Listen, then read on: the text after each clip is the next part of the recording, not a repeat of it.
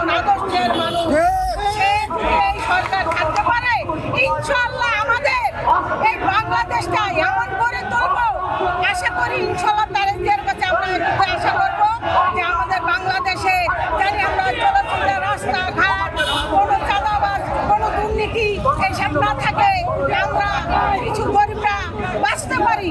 এই চালের দাম তেলের দাম এই যে খুবই হাসিনা বলানোর পরে আমরা খুবই ভালো আছি, ভালো থাকতে আছি।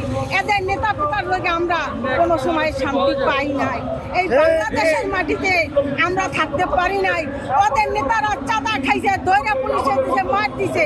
আর এখন দেখেন আপনারা মিডিয়াররা দেখতে পারেন জায়গায় জায়গায় যাইয়া যে তারেক জিয়া কত সক্ষম আর কত মানসিক ভালো। সে একজন আদর্শী মানুষের সন্তান, সেইভাবে বাড়ি বাড়ি ঘরে ঘরে কোনো নেতার হাতে না, নিজের ঘরে ঘরে যাইয়া ফ্যামিলি দিতে আছে। এরকম নেতা পাওয়া ভাই অনেক কষ্ট। আমরা আশা করি তারেক জিয়া আল্লাহ পাক রব্বুল আলামিন আরো হায়াত দেও, আমাদের পাশে থাকুক। আমরা এই আশা নিয়ে এই বাংলাদেশটা শান্তিপূর্ণ চাই।